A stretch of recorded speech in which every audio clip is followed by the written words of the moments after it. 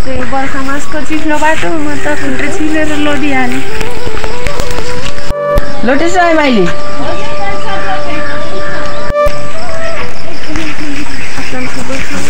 पानी आएको चिसो भएर लाग्न चाहिँ लागेन।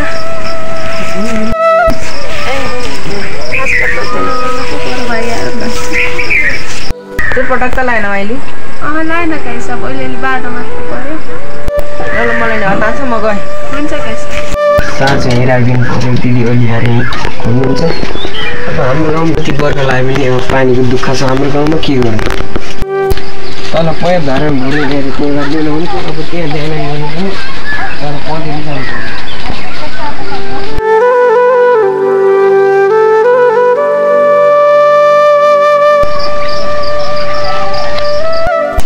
पल्ला गरेर आन्टीले पनि पानी ल्याएर आइसक्नु भएछ मैले कोटेर भन्छु। नमस्ते आन्टी। नमस्ते नमस्ते। हेर त्यो पानी लिएर आउन लागेको देखि पनि अघि आउनु अलि पर बस्न सकिन। अलि छोटो ठाउँमा पानी लिएर आएको देखेन बाटोमा। बाटो सानो थियो त्यसैले आन्टी पानी लिएर आउनुभयो। पानी लिएर आएको देखेन। पर्छ अलि पर जा। खानपानी गाग्री लिएर आएको देखि पनि अलि बाटो छलेर बस्न सकिन्न पानी लिएर जाने ठाउँमा। जानुहोस्। कस्तो मान्छे आउँछन् आजभोलि गाउँघरमा आफूभन्दा ठुलो जात बनाउन नसकि। मैले साइनलाई तल्लो जातको मेरो गाग्री छुन आइस् त यस्तो नबोल्नु थियो भनिहाले। ठिक होला कि नहोला देशीकै हो सुन त आजभोलिको जमानामा आएर के भन्नु। तल्लो जातले तल्लो जात नभनेर के भन्नु। पानी थिएन पानी लिएर जाने भनेको। ल गाडी त छैन त भाइ आएर पानी लिनु गएछन् क्या। चापीको कथा लाग्यो। ए पुन्टे बाहिर निस्के त। बाहिर निस्के त के नगर बा? अस्ति शिक्षा लिने कुरो थियो के कस्तो भयो। म यसो विकास थिङ गरेर सल्लाह गरेर आउँछु र। कि त पनि जान्छस् र? म पनि जान्छु बा। पानी पर्न आँट्या छ घर केही काम छैन यसो बुझेर आउँला। ल आइज फेरि जाउँ बाउ छोरा। हुन्छ बा होइन त।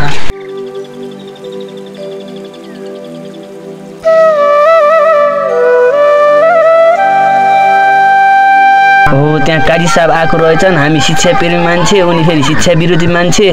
फर्क्यौँ कुरो बिग्रिन्छ फेरि पुन्टे।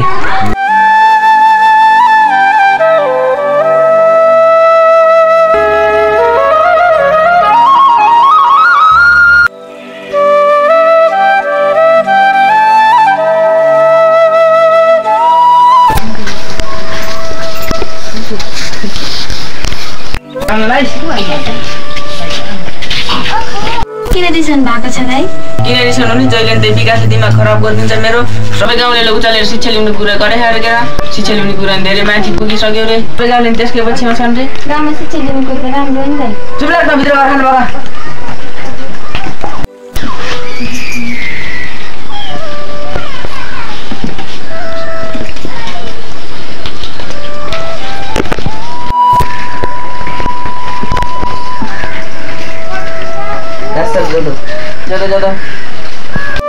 कजनलाई यस्तो केटा गाउँतिर घुमेर चाहिँ गाइस छ अनि हल्का पानी प्यास लागेर तपाईँ घरमा बसेको। बस्न दे चाहिँ। हुन्छ गाइस। बहिनी जग्गा ल्याइदिउ त। पर्दैन म यस्तै बस गाइस। बहिनी पानी ल्याइदिउ त। अझल कति जान्छस् र साइल अटो त देखा पर्दैनस्। कति जानु रो गाइस। अब मकै खनेर बल्ल सिटे पानी त बल्ल पर्दैछ। अब बिस्तारै बोल्न नि गाइस। गाउँमा शिक्षा ल्याउने कुरा हुन्छ अरे। गाउँमा शिक्षा ल्याउनु त छ गाइसको अब भएसम्म होला कि। तिमीहरू पनि के भएको त पहिले त म नआउँदा गाउँमा केही चल्दैन थियो। खोइ मलाई खबर पनि गरिन्छ अहिले शिक्षा ल्याउने कुरो गर्दा त। मलाई पनि त्यति थाहा छैन गाइस। अब एक्कासी सल्लाह भएछ गाउँमा अनि त्यही भएर खासै मैले पनि भ्यू पाएन। आज पसेन। पहिले त म नआउँदा घरमा आगो बन्दैन थियो। आजकल त खुब माथि नलागौँ म भन्दा थियो। खोइ गाइस अब एकचोटिले माफ गरिदिनुहोस्। अब यस्तो गल्ती हुनेछ। तैँले मात्र भनेर भएन के र। गाउँ सबै शिक्षाकै पछि छ।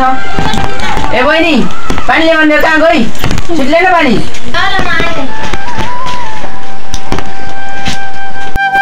कहाँ मलाई साइलले बहिनी के गरेको? माथि खसिँदै।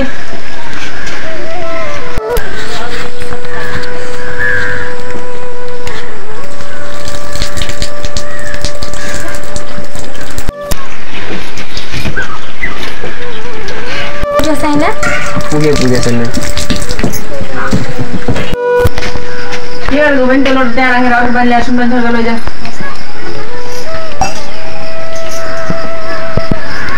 हस्कास पानी खाइयो ल घरतिर जानु पर्यो फोन छैन अब किन बेला भइसक्यो अब दिदीले भनेर अब आउने बेला चाहिँ पिउँ चाहिँ लोट्न त आउनु पर्ला फेरि खाइस छिट्टै गरेर दिदीले भने सल्लाह गरेर आएर हुन्छ खाइस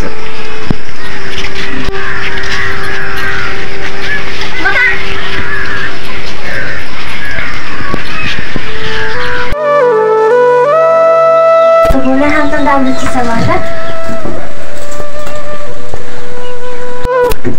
पानी भर जान्छ नि तर्का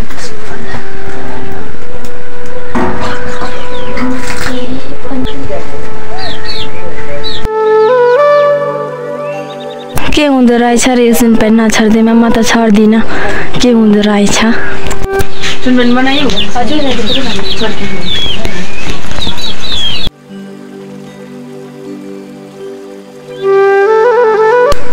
भित्र खाना बनायौ हजुर त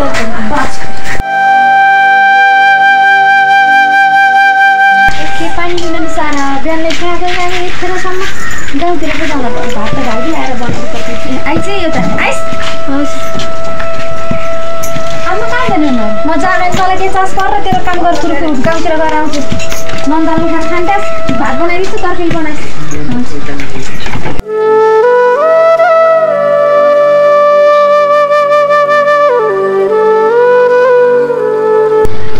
बर्खाको बाटो यस्तो भयो के गर्ने यति बेला काजीसित मिलेर अब अलिअलि आएको बोचो पनि पर्ला त्यो बाटो काजीसित अब के गर्नु दुःख यस्तो छ बर्खामा छ काजी पो छन् कि छैनन् घर त्यही कारणले गाउँतिर त गएको दुःख भयो त काजी टाढा आएर त यही पो हो कि काजीको घर हाउबाट त त्यस्तै देखिन्छ त अब के गर्नु दलितको जातले बस्न दिएन काजीलाई अर्का बाटो खै किन्ने गाह्रो उता हुँदा अब गइरो किन्छ अब टाढा आएर धौ पो भयो मलाई त्यहाँ भनेको त टाढै पो हुँदो रहेछ गाडी पनि गाह्रो काजीको घर त आइयो काजीको छन् कि छैनन् घर घरै कुन हुँदैछ त दिनपछि तपाईँले घर टाढा जाइहाल्नु भयो कहाँबाट आउनु तपाईँ जानु परिहाल्नु नमस्ते नमस्ते नानी सन्चै छ हजुर तपाईँ म सन्चै सुन्दैन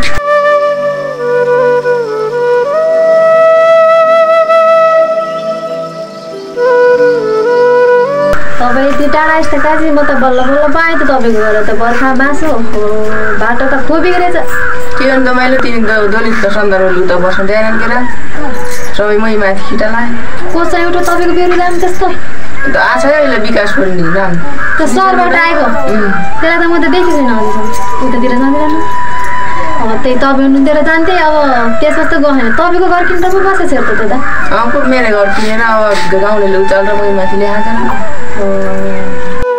आखिर विकासले गर्न खोजेको के काजी अझ पल्लोमा त त्यही त शिक्षा पनि ल्याउँदै पो छ अरे त त्यही त मैले हेर नि त्यसले अब मेरो घरमा बसेर सबै गाउँले आफू माथि खिचेर अब मै माथि परे गाउँले भएर शिक्षा लिएपछि दुगुरे शिक्षामा पढाउने पनि त्यही धनी लियो अरे बढी त त्यही दलित धनी कि छोरी पऱ्यो त के कुरा गर्नु र काजी के गरौँ त अनि छोराले ल्याइदिइहाल्यो अब ल्याएपछि भित्र आज पछि के जाँछ भन्दा दलित भन्छ भित्रिसकेपछि के गरौँ मैले अब के गरौँ त्यस्तै छ त्यही हो अब बसी चाहिँ गरी चाहिँ खाइकी चाहिँ छोरो विपत्ता छ के गरौँ त काजी खै घरबाट निकालेको अब माइत लगाएर पनि छोडिदिएको काजी मैले त अब बाउले पाल्न सकिन्छन् र अब ल्याएर छोडिदिएछन् के गरौँ मैले पनि निकाल्नु भएन अब केही न केही उपाय त निकाल्छु के गरौँ सोझी छ फेरि केटी जे भने त्यही गर्छु निकाल्नै सकेन मैले त गर्न त मैले अनेक किसिम गरेको छु दाजु निकाल्नलाई त्यही दलितकी छोरी छ खान्छु के गरौँ अब यस्तै यो बुढी मान्छे गर्न सकेन अब कहिले कहाँ हिँडिराख्न पर्छ अब बनाउँछ खान्छ अहिले पनि खाना बना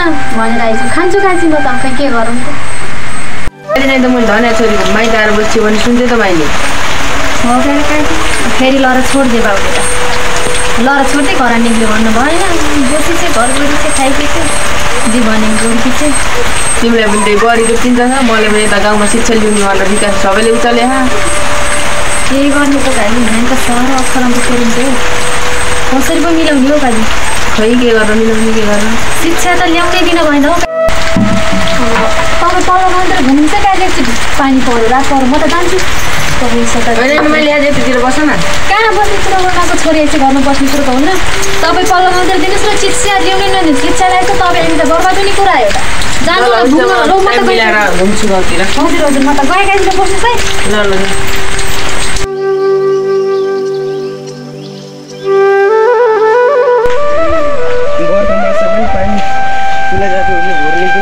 जहाँ गयो छुवाछुत नै गर्दैन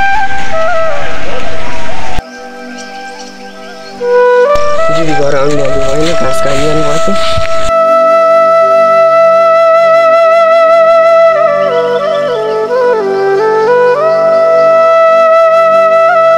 दिदी आउनु है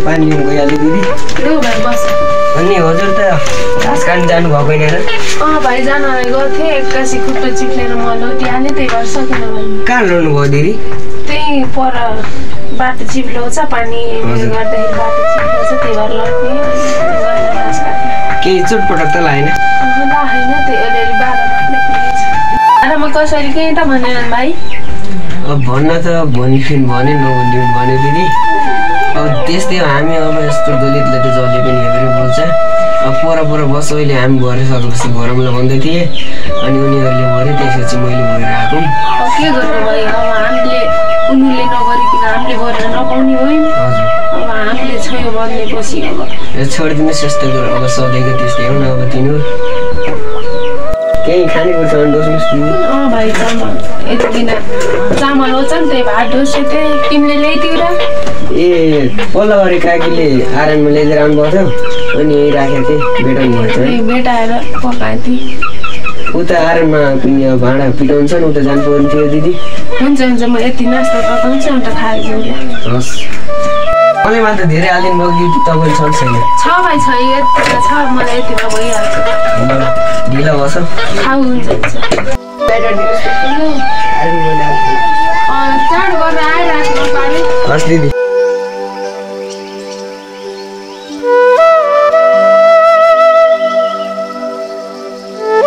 हजुर दिदी तिमीले यहाँ कसको भाँडा बिर्सिया छौ लौ त ल्याउनुहोस् त्यो पल्लोवारी काकी ल्याउनु कि अब घाँस काट्ने बेला पनि भयो फेरि गाडी गर्ला नि ल रात नपरे चाँडो गरेर हुन्छ दिदी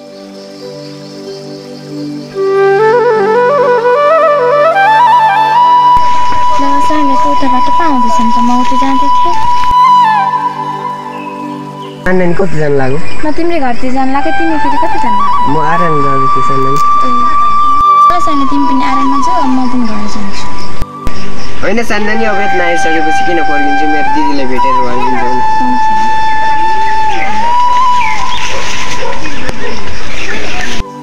सानो नानी बरु भाँडा छन् भने आराममा लिएर आए बसेर गफगफ गरौँ न